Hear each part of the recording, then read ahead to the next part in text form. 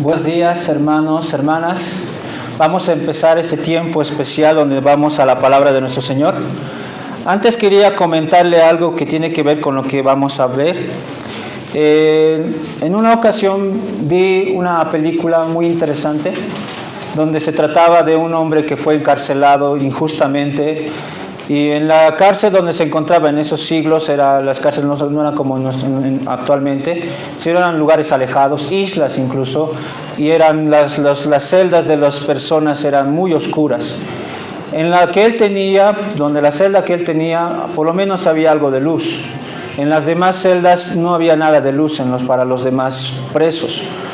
Uno de esos presos, queriendo escapar de esa cárcel, excavando, se equivocó del lugar y llegó a la celda donde él se encontraba. Así que tantos años cavando y se equivocó. Pero a pesar de toda esa frustración que él debió sentir por haber cavado al lado equivocado, le pidió un favor a ese hombre.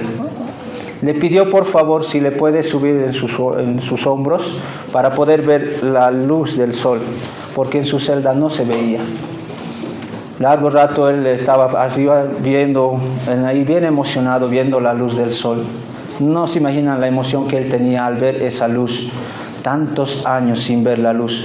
Yo me preguntaba, ¿será que algún día pasará algo a nosotros o alguien haya pasado algo similar? Bueno, también investigando, sé que en algunas partes del norte, de países como Rusia, Alaska, Canadá, dicen que ahí el sol no sale más que medio año en oscuridad o algo así. Imagínate medio año sin el sol, aproximadamente. Algunos dicen la depresión que tienen muchos porque algunos beneficios que trae el sol, pero al mismo tiempo ver el sol debe ser difícil, y estar tanto tiempo en la oscuridad debe ser un momento especial cuando por fin está apareciendo el sol, ¿verdad? Y les digo esto, hermanos, porque hemos visto el anterior libro, un libro oscuro, un libro bien oscuro, bien difícil, donde muchos se escandalizan incluso al leerlo, el libro de Jueces, y vamos a entrar a un libro pequeño de 4 capítulos que muestra una luz muy hermosa. Una literatura muy hermosa, el libro de Ruth, en medio de la oscuridad, en medio de una narrativa que el autor de Jueces nos quería mostrar de cómo es vivir sin Dios, de vivir como bien me parece, y ver toda esa catástrofe. En medio de todo eso, Dios también nos quiere dar algo de luz a través del libro de Ruth. Vamos a ir a un texto, vamos a meditar en todo el libro de Ruth, pero vamos a ir a un texto en el cual es parte de la base de lo que tenemos que aprender. Está en Ruth capítulo 2, versículo 11 y 12. Dice: y respondiendo Booz le dijo: he sabido todo lo que has hecho con tu suegra después de la muerte de tu marido, y que dejando a tu padre y a tu madre y la tierra donde naciste, has venido a un pueblo que no conociste antes. Jehová recompense tu obra y tu remuneración sea cumplida de parte de Jehová, Dios de Israel, bajo cuyas alas has venido a refugiarte. Vamos a orar. Padre amado, Padre celestial, hemos leído tu palabra. Ahora te rogamos, Señor, nos ayudes a comprender el panorama que vamos a hablar acerca del libro de Ruth. Señor, tú nos has dado esta joya maravillosa para que tu pueblo también se pueda gozar y ver, Señor, cómo es vivir bajo la sombra de tus alas. Después de haber visto en los anteriores, Señor, cómo es vivir sin estar al lado tuyo, Señor, de vivir como bien nos parece. Pero ahora podemos ver aquí cómo nos muestras, Señor, cómo vas preparando a través de este libro. Qué hermoso es vivir bajo tus alas. Ayuda a tu pueblo, Señor, a que pueda comprender esto. Ayúdame a explicarlo, Señor, de manera clara y sencilla, para que tu nombre sea exaltado, tú seas glorificado, tu pueblo se pueda gozar. Te lo pedimos todo esto en Cristo Jesús, Padre amado. Amén.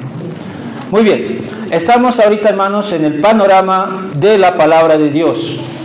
Ustedes recordarán, especialmente a los hermanos que quizás por primera vez están escuchando, ya sea por el Face o ya sea aquí, que están viniendo de visita, con el pastor Álvaro estamos estudiando la carta a los Romanos, versículo a versículo. Conmigo estamos teniendo un panorama general de toda la Biblia, libro por libro, de manera general, no versículo a versículo, sino libro por libro. Estamos rescatando lo más importante de cada libro.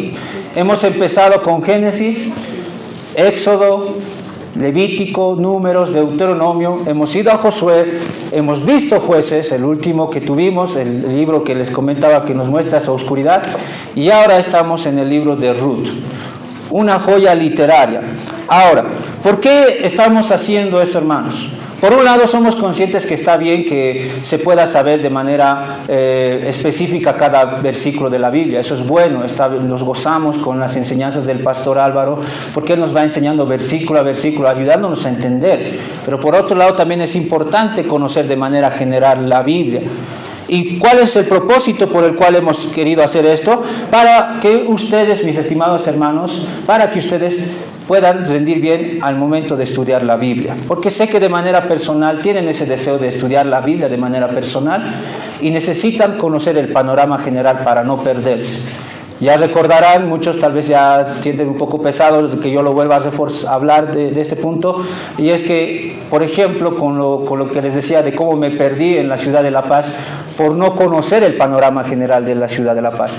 Me perdí en una calle, no sabía, yo pensaba que estaba en el Prado cuando estaba por Miraflores, parecía similar, según yo, pero me perdí, tuve que caminar más. ¿Por qué? Porque si yo hubiese por lo menos visto desde el alto, hubiese visto toda la ciudad de La Paz, dónde se encuentran tales calles principales, dónde están todos esos, me hubiese sido más fácil ya después ir a las calles específicamente. Así es con la palabra de Dios, hermanos. Si yo quiero estudiar versículos de la Biblia, capítulos de la Biblia, historias pequeñas de la Biblia, necesito conocer todo el panorama de la Biblia para no perderme. Y con la Biblia es importante, hermanos, tomar seriedad. Perderse con la Biblia es perderse en la herejía muchas veces. Por esa razón hay muchos herejes. Hay muchas herejías, lastimosamente. Hay muchas iglesias que se enfatizan, toda su iglesia se enfatiza en un solo capítulo o en un solo libro de la Biblia, sin considerar los otros libros. Por ejemplo, hay una secta que son los solo Jesús. Pareciera bien, ¿no? Solo Jesús. Pero ellos toda su doctrina se basan en el libro de Hechos. No tocan los demás libros. Y ahí se enfatizan, no hay Trinidad, solo hay Jesús. No hay el Padre, no hay el Espíritu Santo, solo hay Jesús. Ahí llegan. ¿Por qué? Toda su doctrina está en Hechos, nada más. No consideran los demás libros. Otros se enfocan solo en parábolas. Otros solo en Apocalipsis. Ya podemos ver, por ejemplo, Cristo viene porque se ha perdido. Porque no consideran todo el panorama de la Biblia. Y el propósito del por qué estamos haciendo esto es para que ustedes conozcan todo el panorama de la Biblia y no se pierdan cuando estén estudiando. Y la razón por la cual estamos haciendo esto es porque hay iglesias que no dejan que los miembros lean la Biblia. Es una realidad que no les dejan, especialmente en el ámbito católico romano, no les dejan. Solo tienen su Biblia abierta en un pasaje, en un salmo de la Biblia en su casa y ya está. Con que esté abierta ahí ya está. Ya tienen supuestamente la Biblia, pero no la leen. Rechazan. Cuando vamos a predicar a los católicos romanos y les digo, quiero hablarte del Evangelio, me rechazan. ¿Por qué? Como si la palabra evangelio fuera inventada por nosotros, pareciera. No es inventada por los evangélicos la palabra evangelio. La palabra evangelio está en la Biblia, en la misma Biblia que ellos tienen, en la Biblia católica, que la tenemos también nosotros. Ahí está el evangelio. ¿Cómo rechazan? Porque no leen. No leen, no les dejan leer. Es preferible mantenerles en la ignorancia.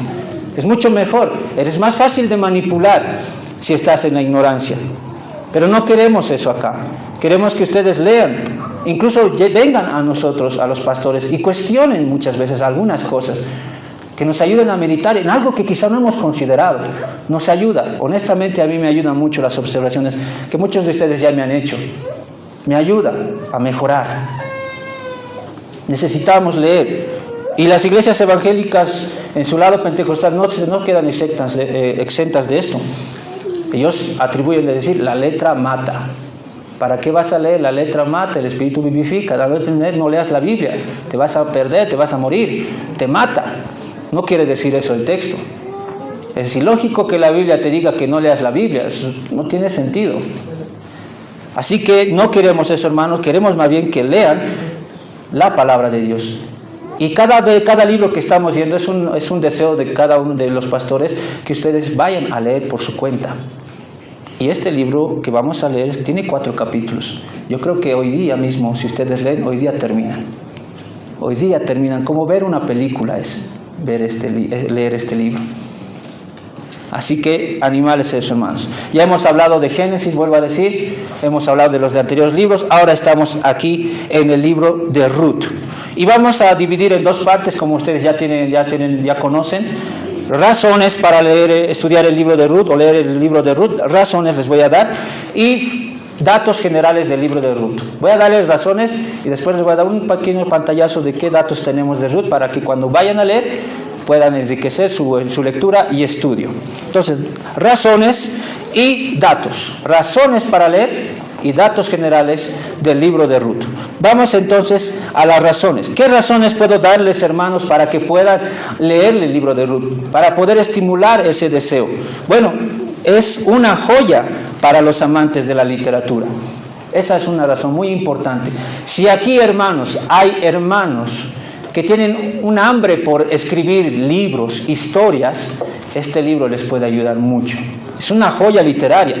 De hecho, de esta joya literaria surgen muchos libros y también películas.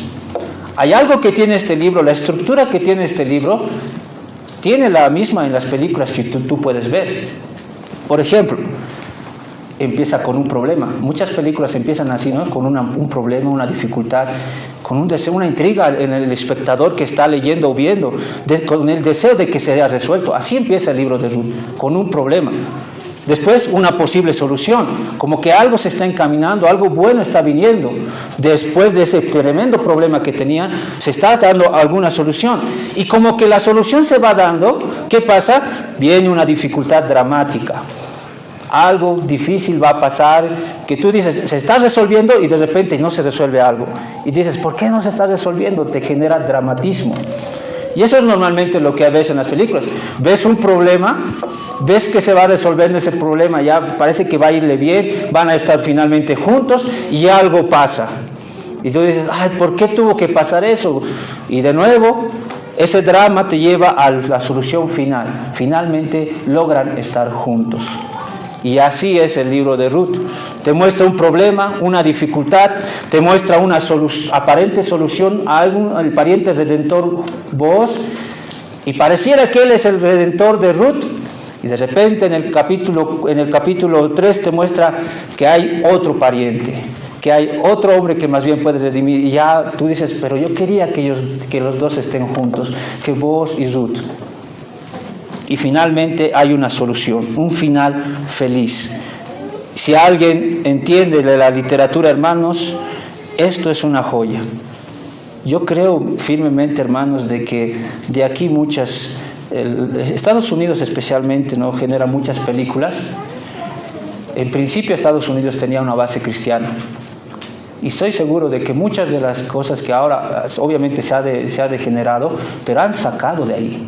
Han sacado de la Biblia esa estructura, en este caso del libro de Ruth, porque es el mismo esquema. Cada película que tú ves que lanza Hollywood tiene esa estructura.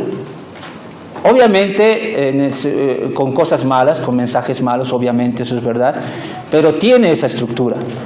Y yo más bien, hermanos, animaría a los que están acá, hermano, hermana, que tiene ese deseo del amor a la literatura, que redima eso, ¿no?, de la literatura, teniendo como estructura el libro de Ruth, que le devuelva lo que debe ser.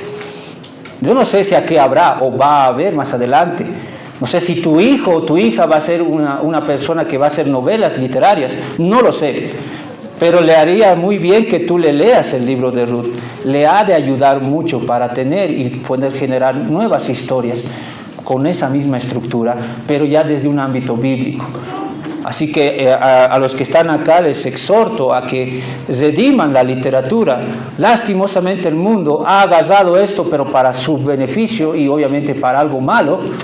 Pero los cristianos deberían utilizarlo para algo bueno, para un beneficio bueno.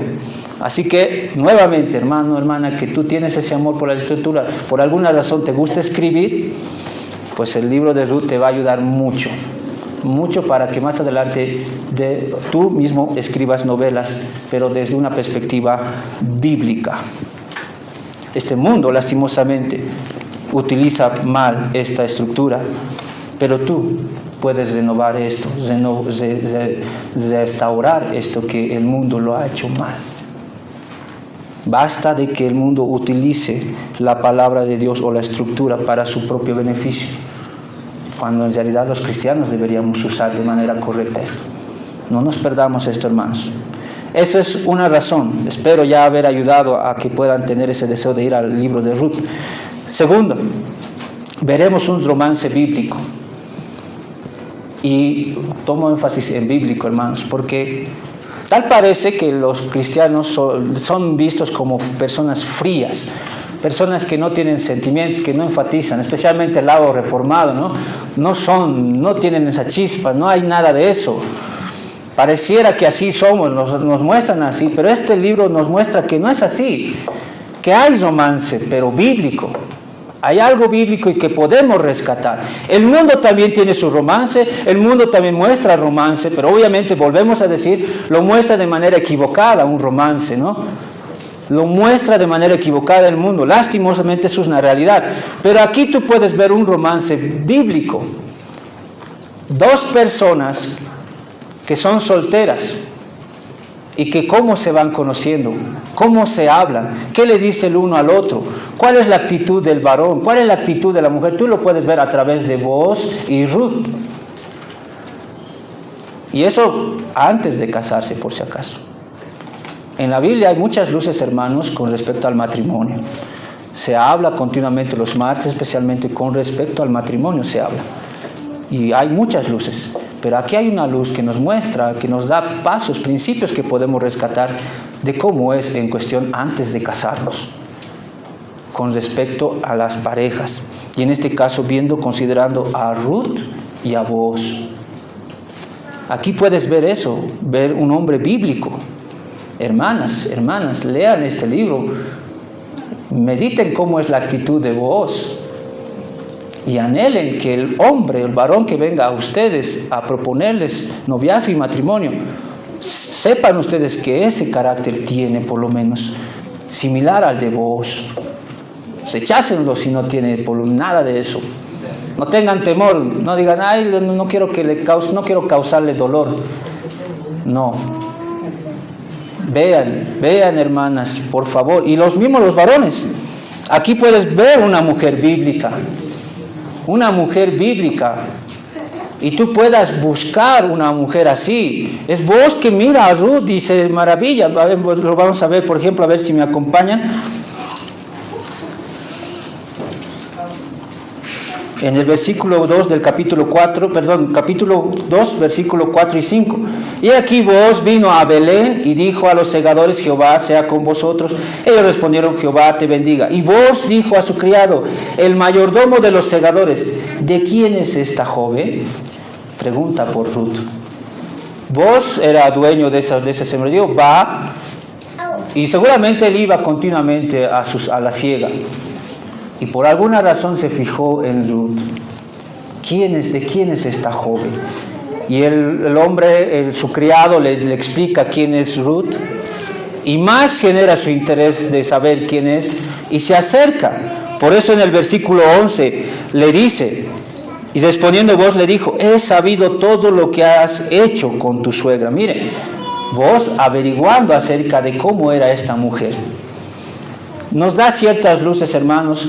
Puede que en un momento de nuestra vida alguien llame tu atención, una hermana llame tu atención. No es malo poder preguntar a alguien si esa hermana es creyente o no. Y puedas saber, he sabido todo lo que has hecho. No es malo que puedas saber. Algunos, lastimosamente, varones, se dejan simplemente guiar por sus ojos y ya directamente quieren decirle sus intenciones. Pero no indagan, no preguntan si realmente esa hermana es creyente o no es creyente. No analizan nada de eso, ni piden consejo. Pero el varón haría bien en preguntar, ¿de quién es esta joven? ¿Cómo es ella? y poder entender, he sabido todo lo que has hecho con tu suegra después de la muerte de tu marido, y que dejando a tu padre y a tu madre y la tierra donde naciste, has venido a un pueblo que no conociste antes. Y que reconozca que esta mujer está bajo las alas de Dios. Y tú puedas ver que la mujer en la que ya tus ojos se han puesto fijos, que ver si ella está bajo las alas de Cristo. Si ella se refugia, ella vive bajo la sombra de Cristo. Puedes ver, hermanos, por favor, varones, te da muchas luces en este sentido, en este romance, en estas palabras que ellos mutuamente se dicen, cómo ella le responde a vos con una actitud bien humilde. Tú puedas ver eso, hermanos y hermanas. También veremos un equilibrio, hermanos, en este libro tú puedes ver un equilibrio entre la soberanía de Dios y la responsabilidad humana. Este libro te muestra ese equilibrio, donde Dios es soberano y el hombre es responsable. ¿A qué me refiero? Algo les pasa a Noemí y a Ruth. Pierden sus esposos. Son viudas. Una catástrofe terrible. ¿Y qué dice Noemí en el versículo 21 del capítulo 1? Yo me fui llena, pero Jehová me ha vuelto con las manos vacías. ¿Por qué me llamaréis Noemí? Ya que Jehová ha dado testimonio contra mí y el Todopoderoso me ha afligido. Aquí está un reconocimiento de la soberanía de Dios. Noemí sabe que la aflicción que ella ha recibido estaba bajo el control de Dios. Dios ha enviado eso. No es como algunas iglesias o algunos hermanos donde dicen, todo le culpan a Satanás. Todo le culpan a Satanás. Como si Satanás fuera soberano. Él es soberano y culpan a Satanás de todo y de nada. Aquí, Noemí, una mujer que ha sido afligida, ha perdido a su esposo, a sus hijos. Y él dice, y ella reconoce, Jehová ha dado testimonio. El Todopoderoso sigue reconociendo, Él es poderoso. Él me ha afligido. Es un reconocimiento de su soberanía. Deben entender, hermanos, que Dios es soberano. Y si tenemos aflicciones en esta vida, si has de recibir aflicciones, debes entender, aunque con el dolor de tu alma, debes reconocer, Él está en control y Él te ha enviado esa aflicción. Pero también nos muestra la responsabilidad humana. A pesar de todo eso, Noemí salió de donde estaba y volvió nuevamente a Belén. También vemos a Ruth.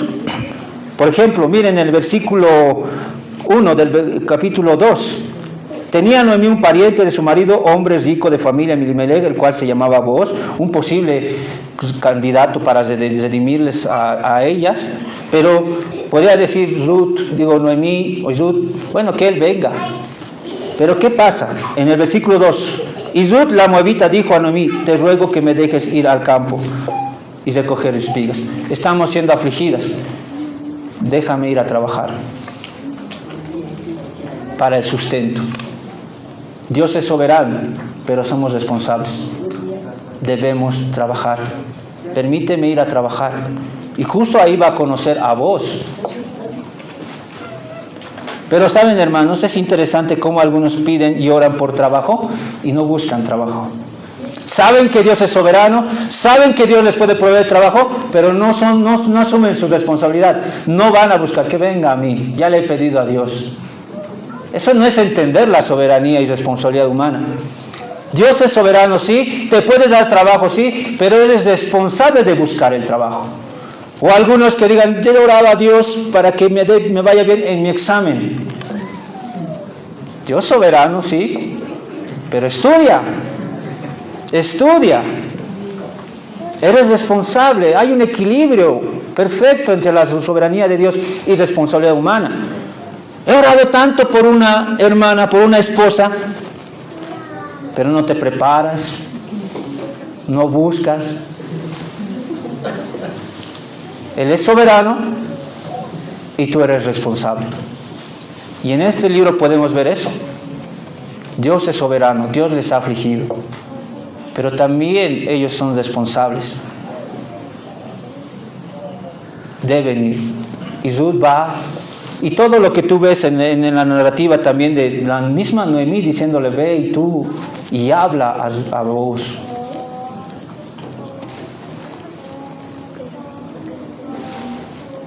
También, hermanos, y esto ya es repetitivo, hermanos, para cada uno de ustedes, es palabra de Dios. Es palabra de Dios. Y ya sé que muchos de ustedes ya saben eso, pero déjenme repetirlo nuevamente para los hermanos que tal vez primera vez están escuchando. El hecho de saber que esto es palabra de Dios, a todo creyente ya debe darle el deseo de aprender y leer el libro de Ruth. No tengo que estar rogándote para que leas el libro de Ruth. Si tú eres creyente, si tú realmente amas al Señor, vas a querer escuchar su voz a través del libro de Ruth. No tengo que rogarte.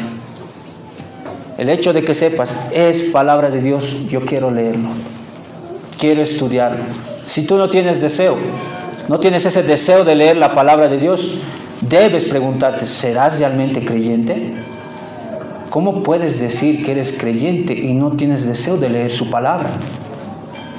No tiene sentido. Es como un bebé que dices, está vivo cuando él no quiere lactar. No lacta, no da nada. Hay un problema. Un bebé quiere ser alimentado. Llora por alimento. Así es el cristiano.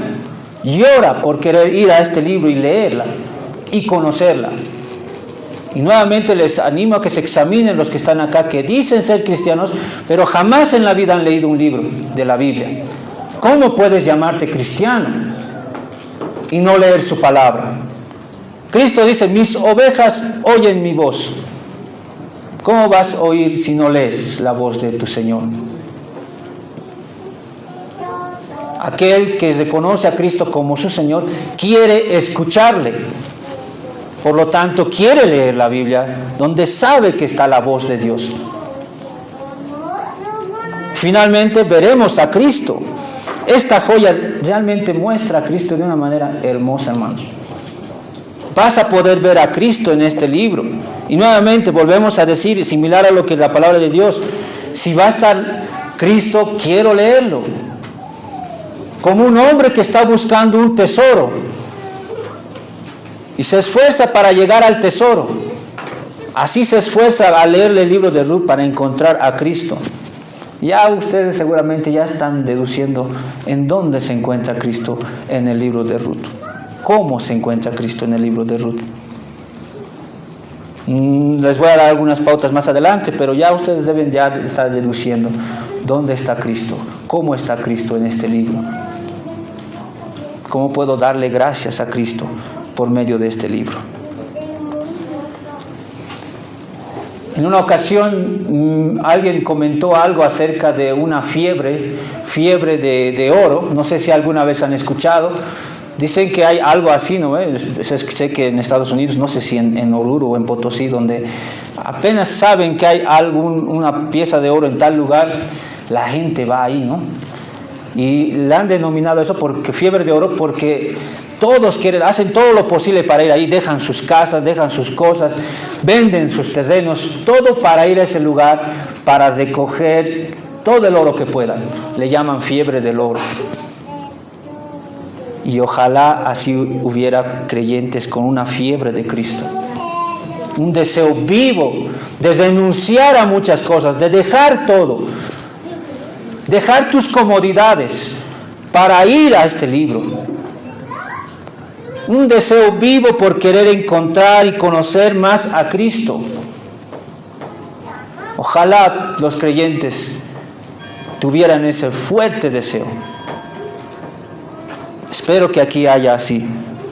Espero que tu hermano, hermana, tengas ese deseo vivo ahora de querer leer su palabra, porque vas a encontrar a tu Señor, a quien tú amas. Si realmente lo amas, quieres leer este libro para encontrarte con tu Señor. Espero así sea.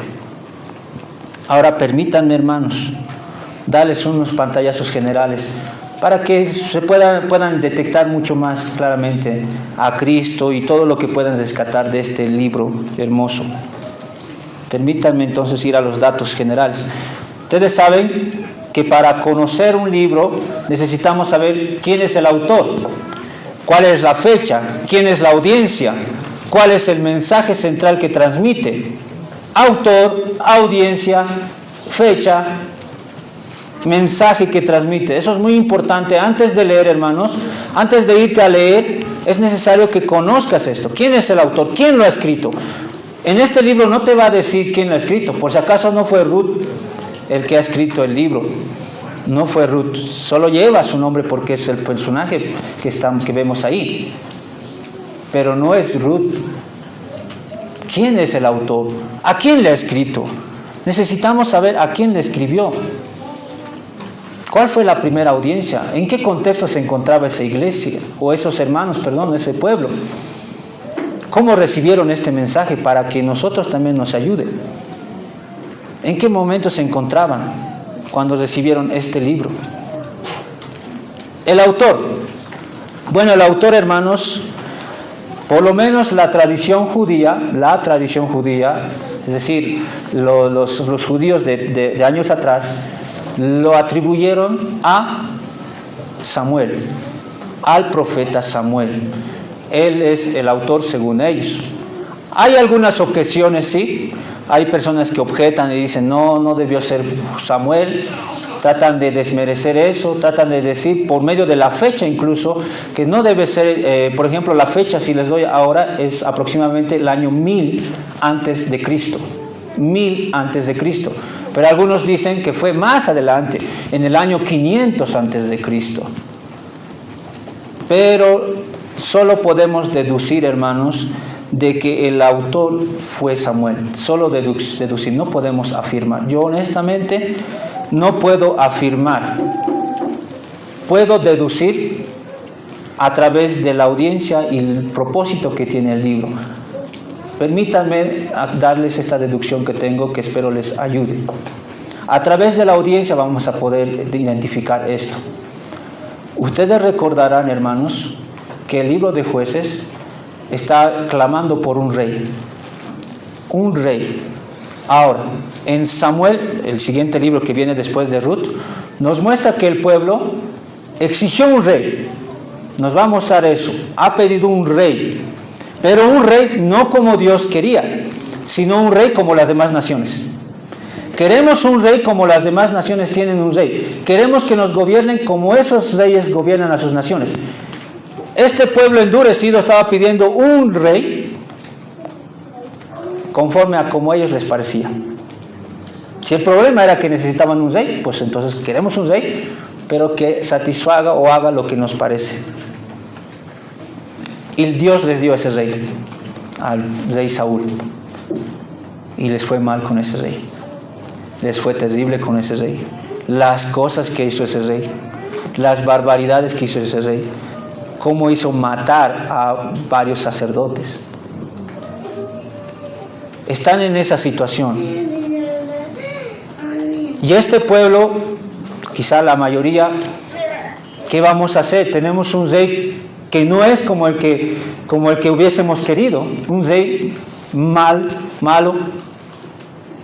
Necesitamos otro rey, un rey conforme al corazón de Dios. Y esta carta, hermanos, está promocionando a ese rey. Alguien decía que esta carta era como un folleto de campaña política. ¿No ven los políticos que hacen? Dan sus folletos para poder decir todo lo que van a hacer en su gestión. Algo así era este libro. Por eso es cortito, no es largo. Lo podían leer todos. Era como un folleto para promocionar ¿a quién?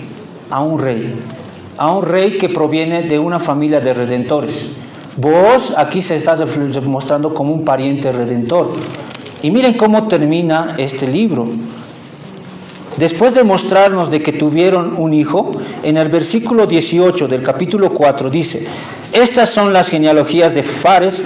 Fares engendró a Esrom, Esrom engendró a Ram, Ram engendró a Aminadab, Aminadab engendró a Nazón, y Nazón engendró a Salmón, Salmón engendró a Boaz, y Boaz engendró a Obed, Obed engendró a Isaí, Isaí engendró a David.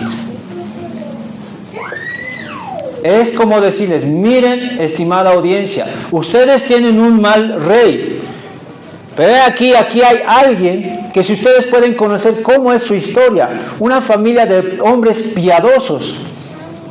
Necesitamos un rey que nos redima de esta situación en la que nos encontramos. Y para eso entonces Samuel tuvo que estar vivo, porque fue él mismo quien ungió a David como rey. Samuel sabía quién iba a ser rey, porque Dios mismo le dijo que ungiera a David.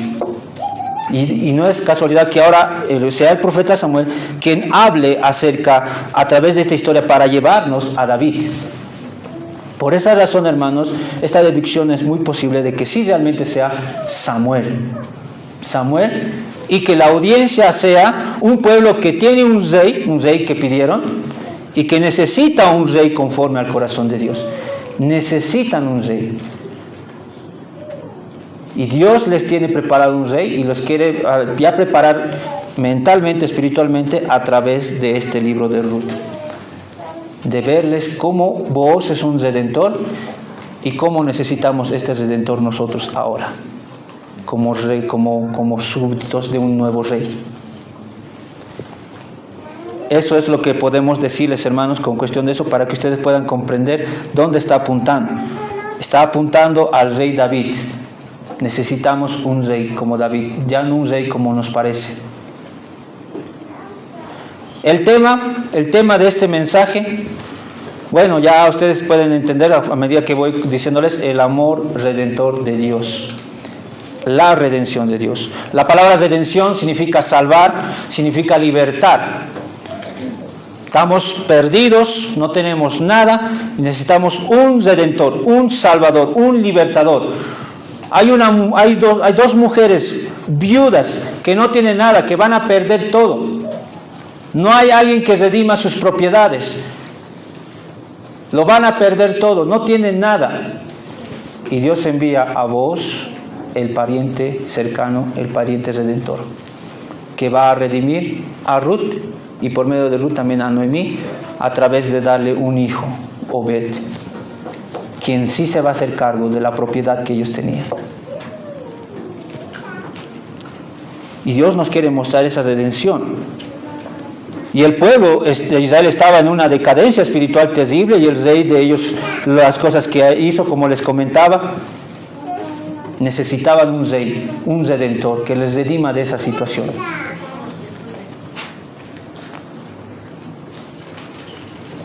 El propósito: animar a su pueblo, creyentes de ese entonces, en ese caso, animarles ¿a qué? A refugiarse bajo las alas del Redentor. En medio de esta dificultad que tenían, les anima a Dios: refúgiense. A pesar de toda esa dificultad, refúgiense bajo las alas de Dios, como lo hicieron Ruth y Noemí. Refúgiense, y Dios les va a enviar el pariente redentor. Refúgiense. Ese es el propósito: animarles a que sigan permaneciendo bajo sus alas. Esta redención se encuentra en David para ese pueblo, que es el pariente de Booz, y esta redención a su vez nos lleva a Cristo, quien es nuestro redentor, nuestro libertador, nuestro salvador. Estuvimos perdidos en nuestros pecados, esclavos de nuestros pecados, hasta que vino el redentor, vino el salvador, nos redimió y nos sigue animando a seguir refugiados bajo sus alas. La estructura, permítanme darles un título a esta estructura primero. El título, por lo menos cuando estuvimos estudiando aquella vez el libro de Ruth, era Bajo las alas de Dios. Bajo las alas de Dios. Este libro nos muestra cómo es eso. Hay un problema, el capítulo 1 nos muestra un problema, lejos de las alas de Dios. ¿Cómo es vivir alejado de Dios? Una familia que estaba pasando por hambruna en Belén, se fueron a refugiar a un pueblo pagano, alejándose de Dios, y sufrieron las consecuencias de alejarse de Dios. Por eso lo pusimos en el capítulo 1, lejos de las alas de Dios. ¿Cómo es vivir lejos de las alas de Dios? Pensaron que sobrevivirían. Estaban posiblemente amenazados de morir de hambre por la hambruna que tenían en Belén. Se fueron a refugiar a un lugar pagano con la esperanza de sobrevivir. ¿Y qué pasó? Murieron. Murió Abimelech, murieron sus hijos, queriendo salvarse. Así hay muchas personas que en medio de las aflicciones, en vez de permanecer bajo las alas de Dios, se alejan y solo sufren las consecuencias terribles de ese alejamiento. Eso es lo que muestra el capítulo 1. Y nos muestra ya la posible solución al volver, porque vuelven a las alas de Dios, en las alas de Dios, el capítulo 2, porque ya ves a estas dos mujeres ya en Belén y dependiendo de Él, en las alas de Dios. Volvieron, se arrepintieron, se volvieron a Belén. La dificultad en el capítulo 3, las alas de otro pariente redentor, que no se sabe si va a redimir, eso no nos muestra ahí. Y en el capítulo 4, en las alas del pariente redentor, en este caso Booz y Obed, en las alas del pariente redentor. Prácticamente cada capítulo es una estructura, hermanos. Capítulo 1, capítulo 2, capítulo 3, capítulo 4. Y ahora, ¿cómo podemos ver a Cristo? Si les puedo dar un poco pantallazo, hermanos, a cada uno de ustedes. De manera independiente, ahí personal, el libro, ¿qué nos quiere mostrar de Cristo? Booz es un tipo de Cristo. Y Ruth es un tipo de la iglesia. La iglesia perdida, la iglesia desamparada. Y Booz, el pariente redentor que viene a redimir. Se esfuerza incluso Booz, ¿no? Porque hay un obstáculo que impide que pueda redimir a Ruth. Pero él se esfuerza. Así nuestro Cristo se esforzó, tuvo que ir a la cruz del Calvario para redimirnos. Morir en la cruz del Calvario. Hizo más allá que Booz. Booz, un tipo de Cristo, y Ruth, un tipo de la iglesia. Podemos aprender mucho a través de la actitud de Ruth acerca de la iglesia. Y de manera dependiente con los demás libros, hermanos, con todos los demás libros que tenemos acá, es a través de esta genealogía. Génesis capítulo 3, versículo 15. Dios, ¿qué hace? Después de la caída de Adán y Eva, Dios promete que enviaría una persona de la simiente de la mujer. No nos dice quién era, no nos dice cómo se llamaría, solo nos dice que Dios enviaría a alguien. Pasan los años, pasan los siglos, llega Abraham y Dios le dice, de ti va a venir, de uno de tus hijos va a venir ese Salvador, ese Redentor. Abraham tuvo 2 hijos, Ismael e Isaac. ¿De quién? De Isaac va a ser. Isaac tuvo 2 hijos. ¿De quién va a ser? De Esaú, Jacob. De Jacob va a ser. Jacob tuvo 12 hijos. ¿De cuál va a ser? De Judá va a venir. Y ahí vemos a Judá. Y vemos aquí, hermanos, en el capítulo 4, versículo 18. Judá tiene un hijo que se llama Fares. Y ahí vemos, ahí estamos. Estas son las generaciones de Fares que engendró a Esrom. Esrom engendró a Ram, Ram engendró a Aminadab, Aminadab engendró a Nazón, Nazón engendró a Salmón, Salmón engendró a Booz, Booz engendró a Obed, Obed a Isaí, e Isaí a David. Y David, de David mejor dicho, viene lo que nos muestra en Mateo capítulo 1, viene Jesús. Nos está diciendo, así va a venir el Mesías, va a venir de David. Por eso está conectado este libro con los demás libros. Hay una promesa que Dios dijo y se está cumpliendo. La audiencia lo está viendo a través de David. Nosotros ahora ya sabemos que esa promesa se cumplió en Cristo Jesús. Vemos allí a Cristo. Ver a Cristo cumpliéndose a través de que Dios está preservando esta genealogía. Era imposible. Ruth era estéril, no podía tener hijos. Pero fue Dios quien cumplió su palabra y le dio un hijo llamado Obed, de donde vino David y donde David vino el Señor Jesucristo. Bueno, entonces, hermanos, hemos visto, o les he dado algunas razones para que lean el libro de Ruth. Hemos visto algunos datos que espero les ayude al momento de leer este libro. Y bueno, espero que lo hagan hoy día mismo, puedan leerlo como familia. 4 capítulos, no es en 1 hora, se puede terminar. Espero les ayude, hermanos. Pero permítanme terminar con las siguientes aplicaciones para cada uno de ustedes, después de haberme escuchado. Permítanme decirles lo siguiente. Lastimosamente, en una ocasión, mientras estaba buscando, me gusta ver muchas veces el Face para ver cómo están los corazones de mis hermanos, porque eres lo que publicas. Y en una de esas, y continuamente en una de esas, hay alguien que publica mucho sobre la adopción de perritos. No estoy en contra de eso, por si acaso, no estoy en contra, no estoy diciendo que no hagan eso.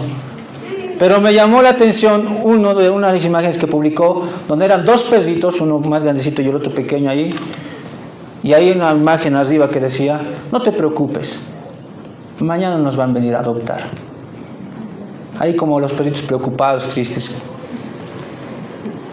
Y yo decía, ¿y qué hay de los niños? Ellos sí hablan. Ellos sí deben estar esperando. Esos niños huérfanos que están ahí, en esos hogares, anhelando que alguien les rescate del lugar donde se encuentran. Muchos de esos orfanatos son inhumanos. Son lugares oscuros, como el libro de de Jueces. Necesitan a alguien que venga a redimir. Huérfanos que sí están pidiendo un padre, una madre. Y hermanos, hermanas, especialmente los que ya son padres, los que ya tienen familia. Si has entendido la redención que Dios ha hecho en tu vida, de haber estado perdido en tus pecados, y Dios te ha redimido en Cristo Jesús, que eso que hizo Dios en ti, te impulse también a redimir a huérfanos. Huérfanos que están ahí, perdidos, que necesitan una familia que les pueda redimir, un padre, una madre. Padres creyentes que están acá, piensen seriamente en la adopción. No esperen como el mundo, ¿no? Si no tengo hijos recién voy a pensar en la adopción. Aún teniendo hijos puedes redimir, rescatar, y puedas seguir el ejemplo de tu pariente redentor que es Cristo. Solteros, lo mismo. Cuando te cases, ten en cuenta eso, ten ese deseo de redimir. Por mi parte eso está en mí. Que el Señor me conceda poder más adelante adoptar, aún teniendo hijos propios, para reflejar lo que Cristo ha hecho en mí. Me ha rescatado, estando perdido, siendo hijo de ira, me ha adoptado y me ha hecho hijo de Dios. ¿Cómo no puedo yo adoptar y redimir? Por favor, padres, piensen seriamente. Si el mundo ya está queriendo adoptar animales, ¿por qué no hablan de adoptar personas, niños, niñas? Entiendan, hermanos, que al leer este libro y al ver cómo les ha redimido Dios a ustedes, que se identifiquen con Ruth, que vean a vos como Cristo y Cristo lo que hizo por ustedes, les impulse a hacer eso, a adoptar. Madres solteras creyentes que nos escuchan aquí, que quizás estén aquí o escuchando por el Face, permanece bajo las alas de Cristo. Quiere el Señor darte a su tiempo. Así como a Ruth le dio un pariente redentor, así también te dio un varón cristiano que pueda ser tu esposo y ser el padre de ese hijo o hija que tienes. Solo un cristiano puede asumir eso. Solo un cristiano puede asumirlo como si fuera suyo propio. Permanece mientras tanto bajo las alas de Cristo.